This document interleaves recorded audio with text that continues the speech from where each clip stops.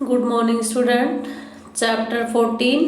Today we start our next topic, magnetic effect of electric current. इससे पहले हम magnetic effect से पहले हम कौन सा इफेक्ट पढ़ चुके हैं? Heating effect of electric current. आज हम पढ़ेंगे बेटा करंट और मैग्नेट दोनों का आपस में क्या रिलेशन है और किस प्रकार से हम मैग्नेट इलेक्ट्रिसिटी से क्रिएट कर सकते हैं, बना सकते हैं, उसके बारे में जानेंगे। फर्स्ट एक्टिविटी देखिए, टेक एक कार्डबोर्ड, यहाँ से हम 14.5 स्टार्ट कर रहे हैं। Take the cardboard tray from inside discard match box, wrap an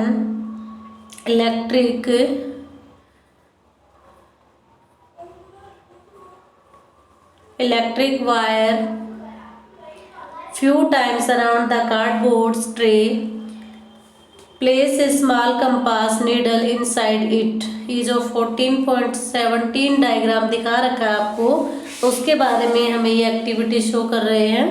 हमें एक कार्डबोर्ड लेना है, उस कार्डबोर्ड पे आपको क्या क्या, जैसे इस डायग्राम में सर्किट हमें तैयार करना है मैग्नेटिक कंपास को।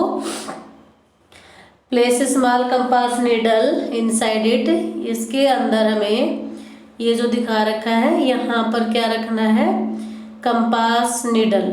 Now connect the free end of this wire to an electric cell through a switch as in shown figure 14.17। यहाँ का आपको एक वायर इससे कनेक्ट कर देना है सेल से। सेकंड वायर का जो एंड सेकंड पॉइंट है वो आपको यहाँ से होते हुए स्विच और फिर इधर कनेक्ट करना है। इसके बाद note down the direction in which compass needle is pointed. आपको क्या नोट करना है, आपको जो मैच बॉक्स के अंदर आपने कंपास नीडल ये जो यहाँ पे लगाई है, इस कंपास नीडल को जो किस डायरेक्शन में डिफ्लेक्ट करेगी वो डायरेक्शन आपको देखनी है। Bring a bar magnet near the compass needle. आपको क्या करना है, इस कंपास के पास एक बार मैग्नेट को लेकर आना है। जब हम इसके पास बार मैग्नेट लेके जाएंगे, ऑब्जर्व व्हाट हैपन, आपको ऑब्जर्व करना है कि क्या होता है। Carefully move the switch to on position, switch को ऑन कर देना है। What do you observe does, अब आप क्या देखोगे, जब आप इलेक्ट्रिसिटी पास करते हो इस सर्किट के अंदर और बार मैग्नेट कंपास के पास लेके आते हो, तब आप क्या ऑब्जर्व करोगे। क्या कंपास की निडल में कुछ डिफ्लेक्शन डिफ्लेक्ट या होता है या नहीं होता, यानी कि जो निडल है कंपास की उसमें इधर उधर कोई डायरेक्शन उसकी चेंज होती है या नहीं होती है, अपनी उसी पोजीशन पे रहती है। Move the switch back to the off position, अब आपको स्विच ऑफ कर देना है। The compass needle come back to its initial position, क्या कंपास की नीडल अपनी पहले वाली अवस्था में आ जाती है या नहीं आती है।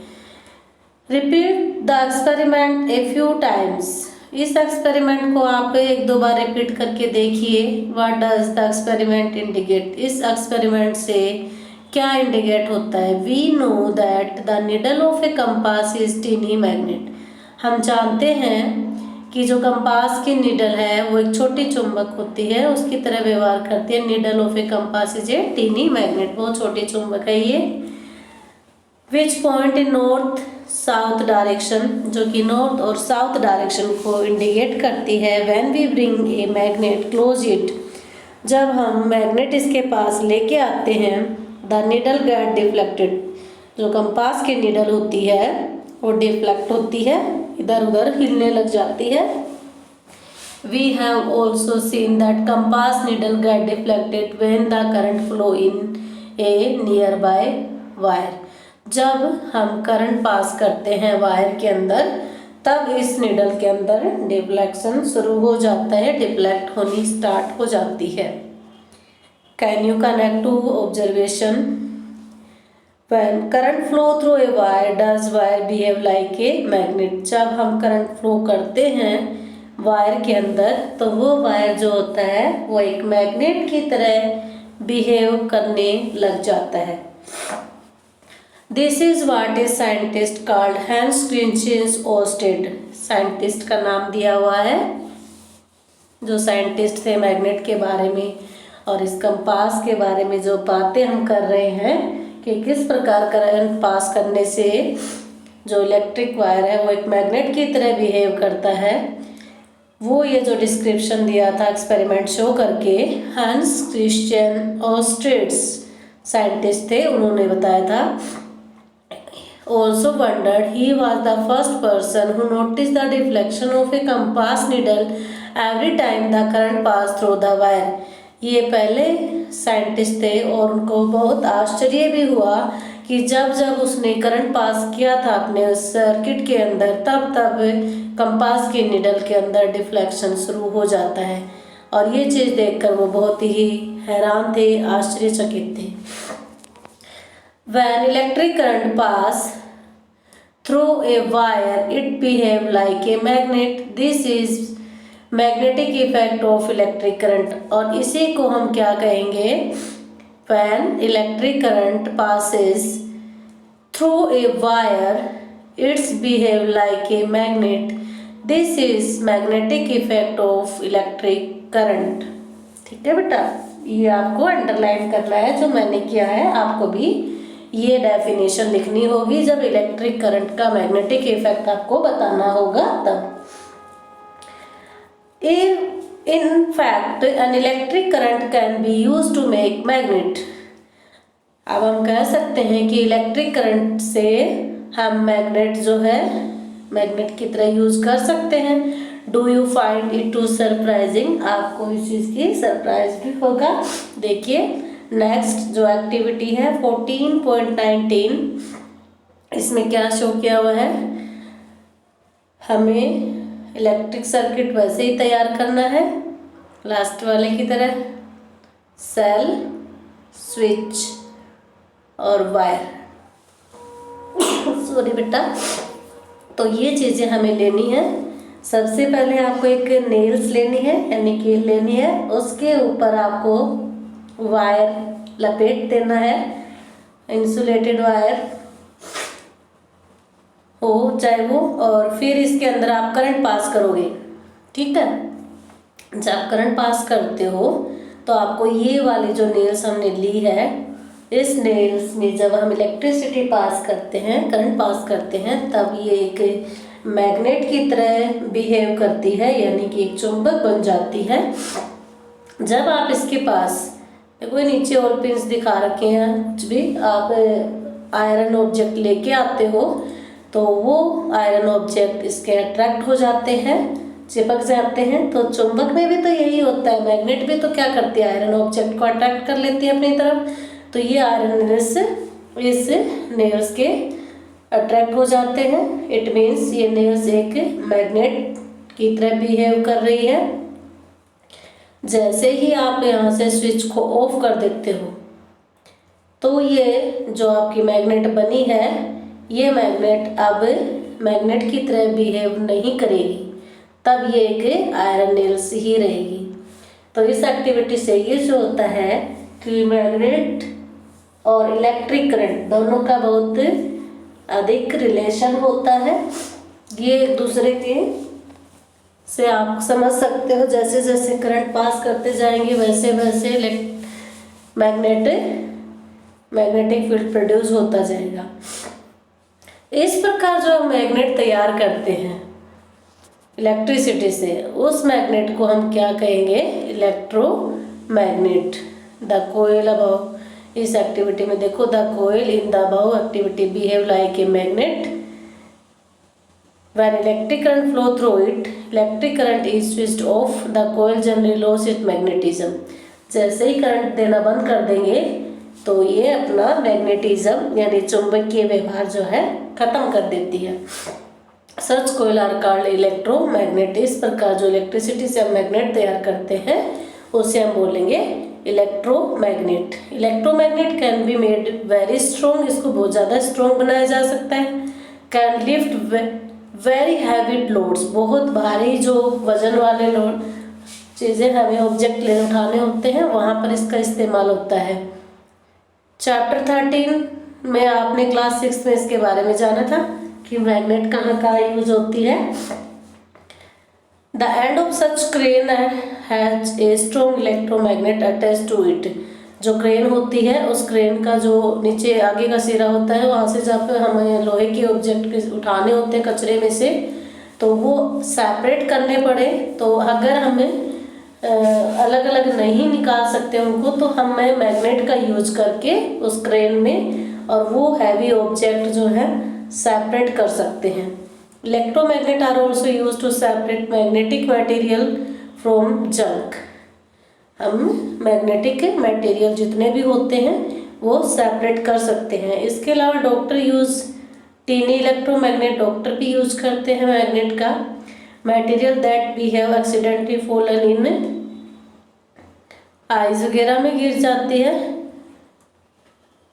तब डॉक्टर इस इलेक्ट्रोमैग्नेट का यूज करके और वो जो आँख के अंदर हमारे चला जाता है उसको निकाल लेते हैं। ठीक है, अब आपको एक इलेक्ट्रिसिटी से इलेक्ट्रोमैग्नेट बनाने की मेथड मैंने अभी आपको बताया है। इलेक्ट्रिक बेल आपने भी देखी होगी। इलेक्ट्रिक बेल जैसे हम उसके बटन को प्रेस करते हैं तो बेल जो है बजने लग जाती है। वो बेल जो होती है वो इलेक्ट्रोमैग्नेट होती है और इसी इफेक्ट पे ये काम करती है। तो आप ये भी बना सकते हो। कैसे तैयार करते हैं? We are familiar electric bell, सभी ने देखी हुई होगी ये। It has an electromagnet in it, इसके अंदर भी इलेक्ट्रोमैग्नेट होती है। करना क्या है देखिए, 14.20 जो डायग्राम दिखाया हुआ है सेम वही प्रोसेस है पहले वाले की तरह। Show the circuit of an electric bell, it consist of coil of wire. अब कोयल ऑफ वायर कहाँ पे है? ये देखो इधर, ठीक है। Coil of wire wound of iron piece, एक लोहे के पीस पर आपको तांबे के तार लपेटने हैं। Iron strip with hammer at one end of keep close to, इसका एक सिरा जो है वो हैमर से रख देना है, उसके पास हैमर वाला क्लोज रखेंगे।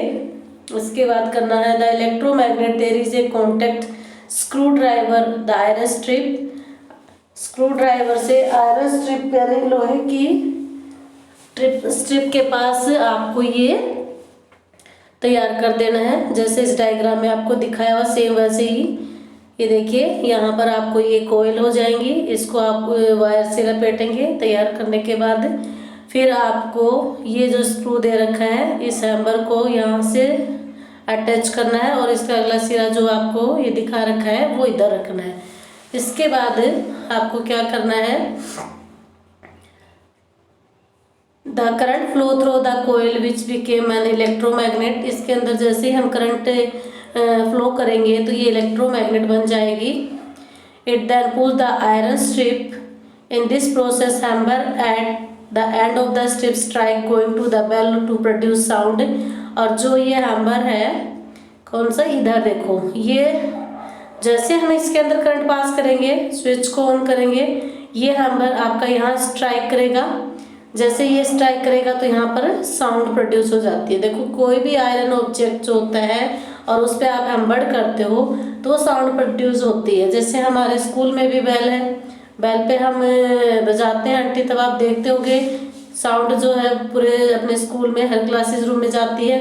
तो इसके अंदर भी यही प्रोसेस होती है। उसमें तो हमने अपने हाथ से हैमर किया, इसमें इलेक्ट्रिसिटी पास करी है और ये जो हैमर हमने स्ट्राइक करता है जब इस प्लेट पे, तब साउंड प्रोड्यूस होने स्टार्ट हो जाती है।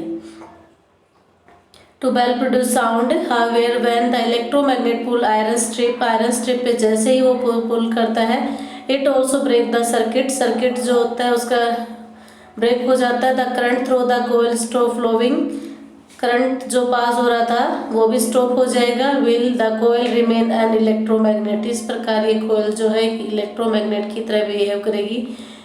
The coil is no longer an electromagnet, ये ज़्यादा समय तक के लिए नहीं बनी रहती है इलेक्ट्रोमैग्नेट, ये केवल उसी समय मैग्नेट बनती है जब जब हम उसके अंदर करंट पास करते हैं।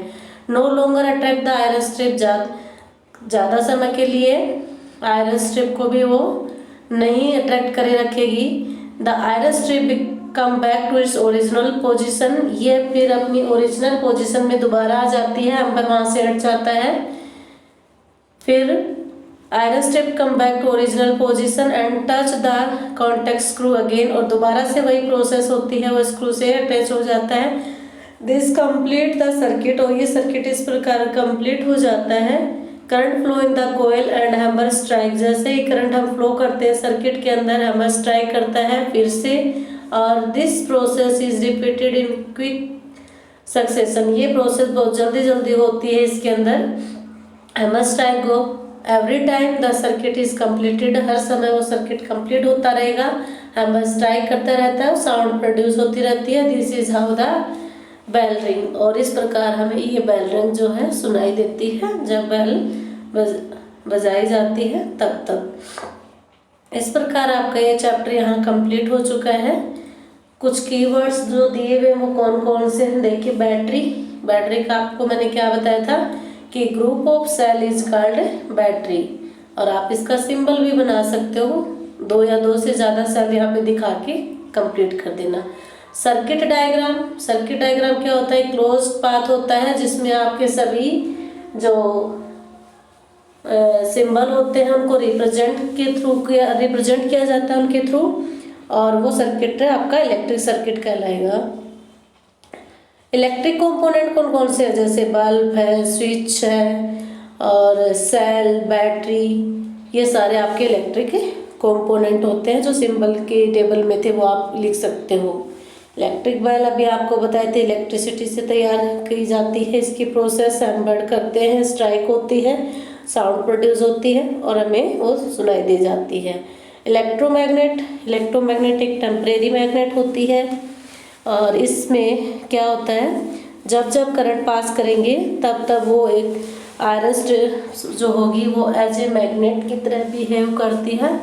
फ्यूज जो होता है एक इलेक्ट्रिक सर्किट में ही सीरीज में जोड़ा जाता है, और फ्यूज के अंदर कॉपर वायर ही इस्तेमाल किया जाता है, और जैसे ही वोल्टेज हाई या लो हो जाता है उस समय ये मेल्ट होकर ब्रेक हो जाता है, इलेक्ट्रिसिटी को वहीं ब्रेक कर देता है। इट मीन्स फ्यूज इज एक सेफ्टी डिवाइस, फ्यूज एक सेफ्टी डिवाइस होता है।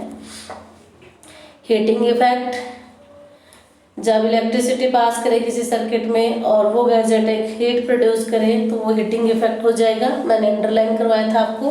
और मैग्नेटिक इफेक्ट जो आज ही पढ़ा है हमने वो आप इसमें कर सकते हो मैग्नेटिक इफेक्ट के अंदर। तो बेटा ये चैप्टर आपका यहाँ कंप्लीट होता है। इसके क्वेश्चन आंसर आपको PDF में भेज दिए जाएंगे। जहाँ भी लेसन में किसी भी प्रकार का कोई भी डाउट आपको लगता है तो वो आप मेरे से क्लियर कर सकते हो। अगर समझ में नहीं आता जहाँ पर तो आप पर्सनली मुझसे पूछ के अपने डाउट को क्लियर करो। आपका 14 चैप्टर जो है यहाँ कंप्लीट होता है। Thank you.